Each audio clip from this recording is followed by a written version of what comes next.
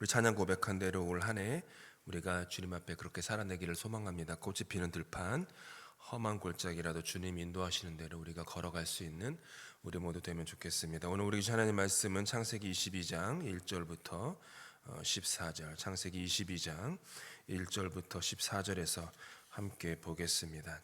함께 교독합니다. 제가 먼저 1절 읽습니다. 그 일 후에 하나님이 아브라함을 시험하시려고 그를 부르시되 아브라함아 하시니 그가 이르되 내가 여기 있나이다.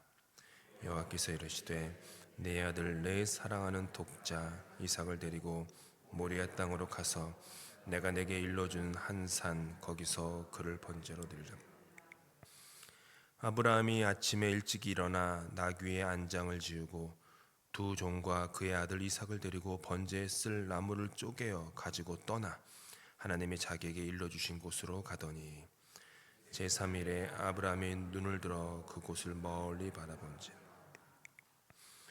이에 아브라함이 종들에게 이르되 너희는 나귀와 함께 여기서 기다리라.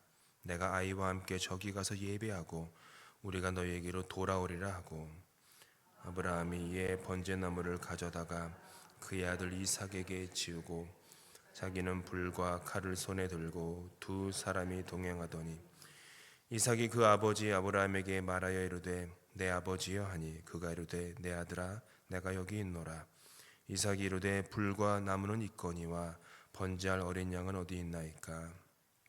아브라함이 이르되 내 아들아 번제할 어린 양은 하나님이 자기를 위하여 친히 준비하시리라 하고 두 사람이 함께 나아가서 하나님이 그에게 일러주신 곳에 이른지라. 이에 아브라함이 그곳에 제단을 쌓고 나무를 버려놓고 그의 아들 이삭을 결박하여 제단 나무 위에 놓고 손을 내밀어 칼을 잡고 그 아들을 잡으려 하니 여호와의 사자가 하늘에서부터 그를 불러 이르시되 아브라함아 아브라함아 하시는지라. 아브라함이 이르되 내가 여기 있나이다 하매 사자가 이르시되 그 아이에게 내 손을 대지 말라. 그에게 아무 일도 하지 말라. 내가 내 아들 내 독자까지도 내게 아끼지 아니하였으니 내가 이제야 내가 하나님을 경외하는 줄을 아노라. 아브라함이 눈을 들어 살펴본즉 한 숫양이 뒤에 있는데 뿔이 수풀에 걸려 있는지라. 아브라함이 가서 그 숫양을 가져다가 아들을 대신하여 번제로 드렸더라. 아브라함이 그 땅 이름을 여호와 이레라 하였으므로 오늘날까지 사람들이 이르기를 여호와의 산에서 준비되리라 하더라. 아멘. 새해가 밝았습니다. 2026년에는 우리 구주 예수님을 2025년보다 한 뼘 더 사랑하는 한 해가 되기를 간절히 소망합니다. 신앙의 생활은 다른 건 없습니다. 없는 것 같아요. 산날이 어떻게 보면은 미천하지만 돌아보면 사랑을 키우는 것이 인생을 사는 성숙의 유일한 모습이 아닐까 생각합니다. 이전보다 오늘보다 내일 더 하나님을 사랑하는 사랑을 키우고 그리고 나 자신을 사랑하는 법을 더 알아가고 그리고 이웃을 사랑하는 그 사랑을 키우는 것 그것이 가장 중요하다 생각합니다. 그것이 바로 예수 그리스도와의 인격적 만남이 깊어지는 것입니다. 주님을 아는 것, 주님을 만나는 것, 그분의 성품을 담는 것. 2026년 며칠밖에 지나지 않았지만 우리가 2026년에도 많은 이야기들이 우리의 삶에 있을 것입니다. 웃을 때도 있을 것이고 울 때도 틀림없이 있을 것입니다. 기쁠 때도 외양간에서 나온 송아지처럼 기쁠 때도 있을 것이고 많이 아플 때도 있을 것입니다. 살 때도 있을 것이고 또 내 속에 있는 것들을 죽여야 할 때도 있을 것입니다. 주님께 두 손 모아 간절히 기도하기는 이 모든 우리의 2026년의 여정이 오직 믿음의 여정이 되기를, 사랑의 여정이 되기를, 무엇보다 예수 그리스도와 함께 걷는 그 여정이 되기를 소망합니다. 그런 의미에서 이 첫 새벽에 우리는 다시 한번 아브라함과 이삭을 묵상합니다. 아브라함에게 이삭은 자기 인생의 가장 중요한 것이었습니다. 자기 목숨보다 더 중요한 존재가 이삭이었습니다. 그리고 하나님은 그걸 바치라고 하십니다. 하나님은 어떻게 보면은 되게 짓궂으신 것 같아요. 그냥 있어도 그만 없어도 그만인 거 바치라고 하면 뭐 좀 아깝긴 하지만 드릴 용의가 있을 텐데, 하나님은 없어서는 안 된다라고 하는 것을 요구하십니다. 꼭 그러셔요. 하나님을 깊이 알아가고 하나님과 관계가 깊어지기를 소망하지 않는 사람이라면 하나님은 별로 그런 거 요구하지 않으십니다. 왜냐하면 하나님은 당신이 특별히 사랑하시는 자에게 더 많은 것을 요구하시는 것 같아요. 우리도 군대 하면 군대에서 장교들에게 훈련을 더 요구하지 사병들에게 훈련을 더 요구하는 법은 없습니다. 장교는 달라야 하기 때문에 그 장교들에게 더 혹독한 훈련을 요구합니다. 그런 것 같습니다. 하나님은 그래서 우리에게 꼭 이삭을 요구하세요. 나름 아브라함이 25년이라는 긴 시간을 거쳐서 수없이 많은 실패와 눈물 골짜기를 지나고 참고 끝까지 인내하며 얻었던 그 약속의 열매, 그 이삭을 하나님은 당신께 바치라고 하십니다. 근데 또 하나님의 은혜가, 하나님의 의도가 또 그 바치라는 그 어떻게 보면은 매몰찬 요구 가운데 또 숨어 있습니다. 뭐냐 하면 그 자리에서 바치라고 하지 않고 굳이 하나님의 산으로 가져와서 바치라고 하십니다. 모리아산, 신의 산이죠. 아브라함이 있던 곳에서 모리아 산까지 가는 길은 열심히 걸어서 사흘간의 여정이었습니다. 하나님은 아브라함에게 자기 차라리 자기가 죽으면 죽었지 참 내려놓기 너무너무 가장 어려운 목숨보다 더 귀한 이삭을 바치라고 하실 때 아브라함에게 너는 3일 동안 걸어라 라고 하신 거예요. 3일 동안 걸으면서 한번 생각해 봐라. 그 길을 걸으면서 내가 왜 너에게 내 아들 이삭을 바치라고 했는지를 골똘하게 기도해 봐라. 지금까지 너는 대충 기도했다. 그냥 습관적으로 기도했다. 진짜로 기도해 봐라. 3일 동안. 그렇게 얘기하신 거죠. 아브라함은 하나님의 명령을 받은 즉시로 떠나지 못했을 것입니다. 사흘간의 여정이기 때문에 아브라함은 준비해야 할 것들이 있었습니다. 말을 준비해야 했고요. 말 안장, 오고 가는 길에서 먹을 음식, 장작더미, 많은 것들을 준비해야 했습니다. 하지만 그 길이 사흘간의 여정이었기 때문에 아브라함이 더 준비해야 했던 것은 아브라함 안에서 올라오는 그 수많은 질문들을 준비해야 했습니다. 수많은 고민들을 준비해야만 했습니다. 그리고 심지어 하나님을 향한 수많은 의문들, 하나님을 향한 불만을 그는 마음속에서 다 준비해야만 했습니다. 한번 상상해 보십시오. 말을 끌어오라 그러고 말 안장을 얹히고 장작을 준비해 가지고 거기다 싣고 하는 이 모든 과정을 아브라함이 휘파람 불면서 했겠습니까?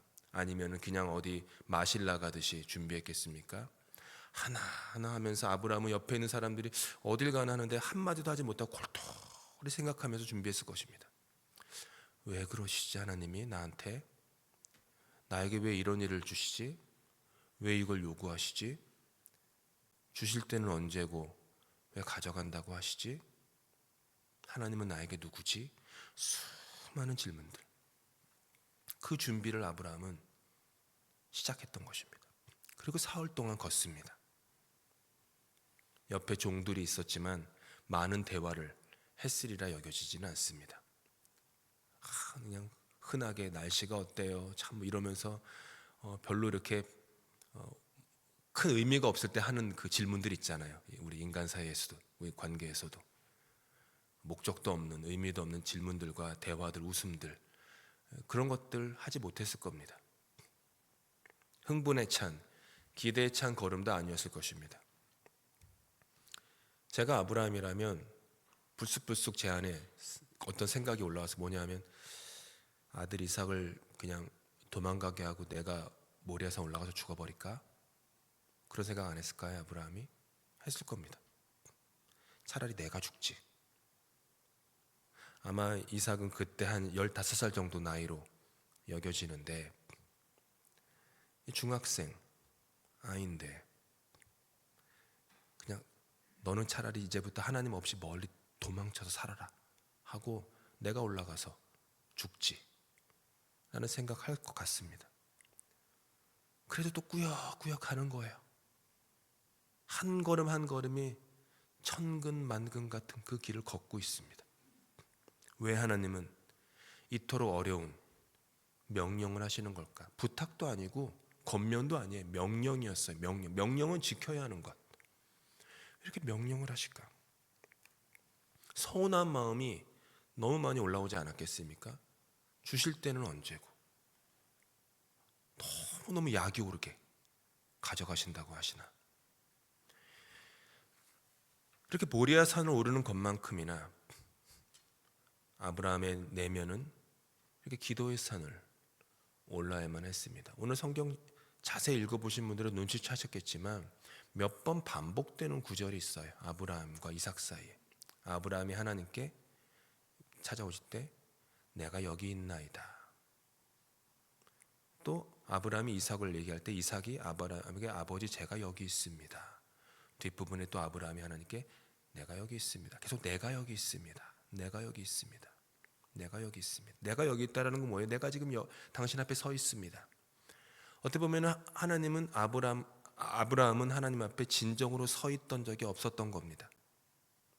늘 교회 다니고 목사요, 장로요, 권사요, 집사로 교회를 섬기고 성경을 읽고 큐티를 하고 했지만 정작 하나님 앞에 진정으로 내가 여기 있습니다라고 서봤던 적이 별로 없었던 겁니다.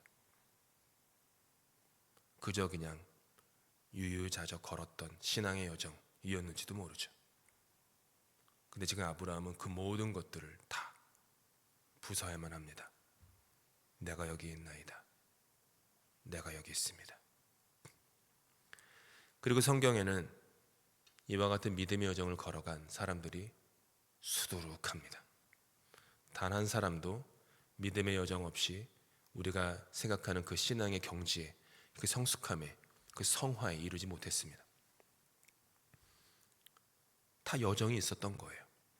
야곱은 목숨을 부지하려고 90km를 한달음에 달렸습니다. 그뿐입니까? 20년이라는 기나긴 세월을 타향에서 보냈습니다. 온 세상에서 가장 사랑하는 어머니를 20년 동안 보지 못했고 그 어머니는 그렇게 죽습니다. 그러니까 20년 전에 떠났던 어머니를 한 번도 만나지 못하고 어머니와 고별을 합니다. 깎이고 부서져서 돌아옵니다. 하지만 야곱은 이스라엘이 되어서 돌아왔습니다. 다윗은 잘못한 것이 아무것도 없었지만 사울 왕의 그 정신병적인 그러니까 그 광증에 사로잡힌 사람이잖아요. 가만히 있다가 갑자기 저기 있는 다윗에게 갑자기 창을 던지는, 말도 안 되는 경우 아니면 가만히 그 부엌에서 식사하다 갑자기 누가 옆에 있던 사울이 칼을 빼서 나한테 던진다고 생각해 보세요. 옆에 있는 사람이 그런 상황 속에서 다윗은 도망갑니다. 그 여정이 몇 년입니까? 무려 10년이었습니다. 10년 동안 동굴에서 숨어 지내며 도망다니며 때로는 미친 사람처럼 침을 질질 흘리면서 목숨을 부지해야 했던 그런 인생을 10년을 삽니다. 그러면서도 하나님이 택하신 사람을 자신의 손으로 죽이지 않습니다. 다윗에게 있어서 가장 혹독한 신앙의 훈련은 내가 할 수 있는 것을 하지 않았던 것. 내가 충분히 사울 왕을 죽일 수 있는 기회가 있었지만 그 사울을 내 힘으로 죽이지 않는 것. 그게 다윗에게 가장 큰 신앙의 훈련이었습니다. 엘리야는 인생의 전성기에 다다랐습니다. 기적으로, 기도 한 번으로 하나님을 대적하는 수백 명의 거짓 선지자들을 다 죽입니다. 1대 430 정도였나요? 아마 430명이었을 거예요. 한 명이 430명, 400명이 넘는 사람과 싸워서 이긴 겁니다. 인생의 전성기예요. 다윗은 골리앗 거인 한 사람 무찔렀지만 엘리야는 400명이 넘는 사람을 혼자 무찌른 겁니다. 근데 인생의 전성기에서 곤두박질 칩니다. 320km를 걷습니다. 40주야를 걸은 거예요. 로덴나무 아래에서 더 이상 못 해먹겠습니다. 죽여달라고 할 때 하나님은 까마귀를, 그렇게 흉조라고 하는 그 까마귀조차 사용하셔서 그에게 떡과 물을 가져다 주십니다. 그리고 호렙산, 또 신의 산이에요.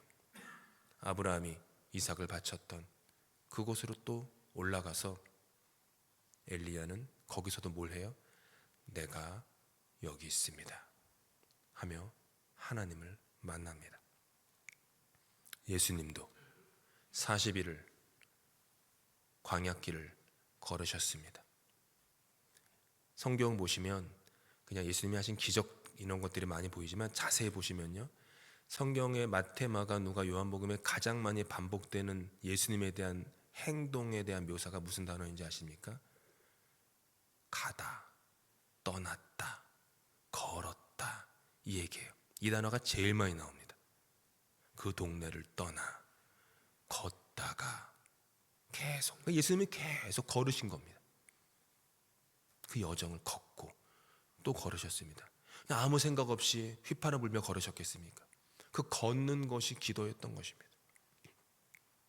바울은 그렇게 인생의 전성기에서 예수님 만나 아라비아로 가서 3년을 보내고 고향 다소에 가서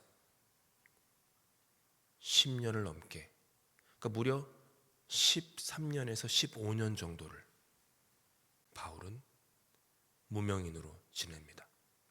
유명인이었던 자가 무명인으로, 세상의 사람들이 찾던 자가 아무도 찾지 않는 자.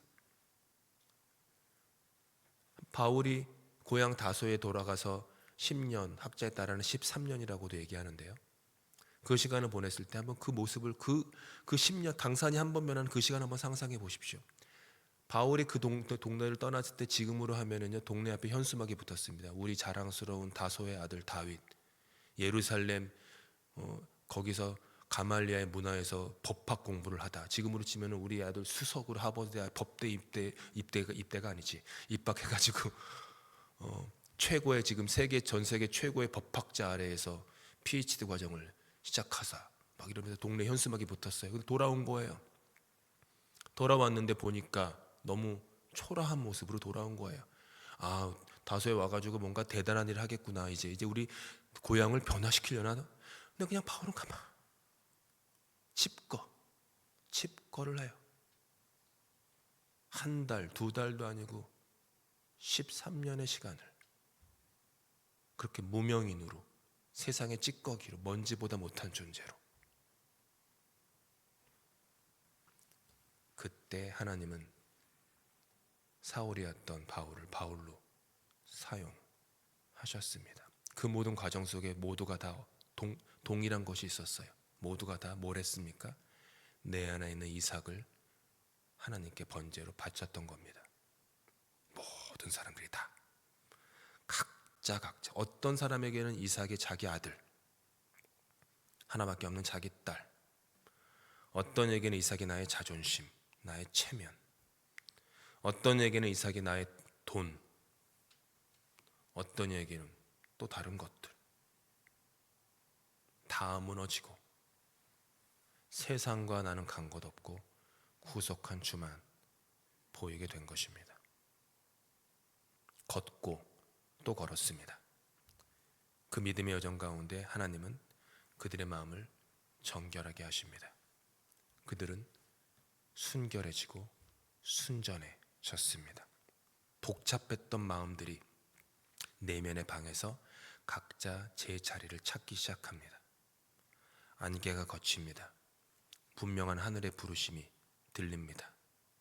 속사람의 접착제처럼 덕지덕지 붙어있던 이삭이 하나 둘씩 뜯겨져 나가고, 그렇게 그 안에 나를 향한 인생의 주님의 마음 하나, 부르심 하나 남게 됩니다. 아브라함은 모리아 산으로 가는 여정을 준비하면서 그리고 산을 향해 걸어가면서 산을 타고 오르면서 깨달음의 문을 열고 새로운 세계에 들어가게 되었던 것입니다. 이삭에게 빼앗겼던 시선이 조금씩 하나님께로 옮겨지게 된 겁니다. 선물에 빼앗겼던 마음이 이제부터 선물을 주시는 분의 손으로 시선이 바뀌게 된 것입니다. 아브라함에게는 이 사흘간의 여정이 너무나도 필요했습니다. 지금까지 살아온 100년이 훌쩍 넘는 그 삶을 반추해 볼 필요가 있었기 때문입니다. 과연 나의 삶에는 무슨 의미와 목적이 있었던가? 나는 왜 갈대아우를 떠나 여기까지 왔던가? 그거를 계속 되새김질해야 했습니다. 그리고 가장 중요한 질문, 하나님은 나에게 누구신가? 그 질문에 대한 답을 그는 계속 찾아야만 했습니다. 걷고 또 걸으며 찾고 두드리고 또 두드리며 그렇게 하나님께 구했습니다. 우리도 올 한 해 아브라함처럼 믿음의 여정을 걷게 되었습니다. 이 믿음의 여정은 어둠의 여정이 아니라 내려놓음의 여정이 될 것입니다. 나의 이삭을 데리고 나의 모리아 산으로 올라가는 여정이 될 것입니다. 어려워도 내가 놓지 못했던 이삭을 꽁꽁 밧줄로 결박해야만 할 때도 올 것입니다. 그리고 우리는 결박할 것입니다. 그리고 아브라함처럼 담대하게 칼을 뽑아 들 것입니다. 예전에는 그냥 믿음의 신용만 했다면 이제는 진정으로 칼을 뽑아 들 것입니다. 아브라함은 모리아산에서 이삭을 죽였습니다. 아시다시피 이삭은 살았죠. 가시덤불에 걸린 숫양을 통해서 여호와 일에 하나님이 살려줘. 근데 진짜 아브라함에게는요, 이삭이 죽었습니다. 아브라함은 속으로 아브라함의 내면은 이미 이삭을 하나님께 바쳤기 때문입니다. 창세기 성경을 자세히 읽어보시면 오늘 우리가 읽은 성경 본문 이후 19절부터 아브라함 인생에 이삭이라는 단어가 등장하지 않습니다. 그전에는 계속 이삭. 오늘 사건 이후로 이삭 본인의 삶의 이야기가 나올 때 창세기에 등장하고 그 다음부터는 사라져요. 무슨 뜻입니까? 이삭은 죽은 겁니다. 아브라함에게 내가 그토록 집착했던 나의 아들을 번제로 바친 겁니다. 너는 내 거. 그래서 가정이 행복해져요. 너는 내 거야 라고 하면, 부모가 자식을 너는 내 거야 라고 하면 가정은 불행해질 수밖에 없어요. 너 하나님 거야. 엄마 거 아니야. 아빠 거 아니야. 하나님 거야. 배우자도 나도 하나님 거야. 그렇게 매 순간 결박하고 매 순간 칼을 뽑고 매 순간 믿음으로 찌를 때, 그때 생명은 되살아나는 것입니다. 올해 여러분의 삶 속에 여러분의 이삭을 주의 제단 앞에 온전히 놓을 때가 반드시 올 것입니다. 언제일지 모르겠습니다. 장담합니다. 올 것입니다. 더 이상 여러분의 믿음의 여정에서 여러분의 안에 있었던 그 이삭의 이름이 언급되지 않을 그 자유와 해방의 날이, 평화의 약속의 날이 이르게 될 것입니다. 그러면서 조금씩 주님의 은혜로 마음이 더 흘러가게 될 것입니다. 주님께로부터 받는 축복에 빼앗겼던 시선이 축복을 주시는 분께로, 주시니도 여호와시요 취하시니도 한 분이신 그분께로 시선이 옮겨지게 될 것입니다. 내가 받을 은혜가 아니라 그 은혜를 베푸시는 분께로, 용서가 아니라 그 용서를 베푸시는 분에게로 마음이 옮겨지게 될 것입니다. 더 이상 나란 사람이 중요했던 여정이 아니라, 더 이상 내가 맺은 열매가 중요했던 여정이 아니라 나와 함께 하시는 분이 진정 누구인지, 내 인생의 열매를 맺게 하시는 분이 누구인지를 더 깨닫는 여정을 사시게 될 것입니다. 그래서 여러분의 여정 속에 반드시 고백할 것입니다. 여러분의 모리아산 위에 올라가서 꼭 고백하실 수 있기를 바랍니다. 여호와 이레였습니다. 여호와 이레, 하나님이 당신의 시간과 당신의 방법대로 내 삶에 다 이루셨습니다. 이 모든 일에 우리를 사랑하시는 이로 말미암아 넉넉히 이기게 되는 그런 2026년 새해 믿음의 여정이 다 되실 수 있기를 예수님의 이름으로 축복합니다. 기도하시겠습니다.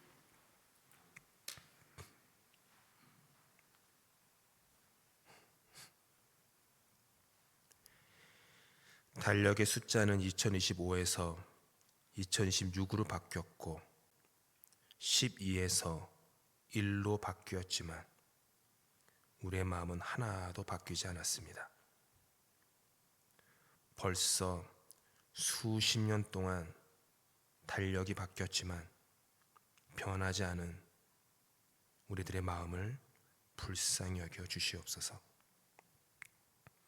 계속해서 내 안에 있는 땅의 이상만 집착하고 바라보며 살았으니 하늘을 사모하지 않고 영원한 것을 사모하며 거기에 마음과 영혼을 잇대어 살지 못했으니 변하지 못한 것 당연한 것입니다.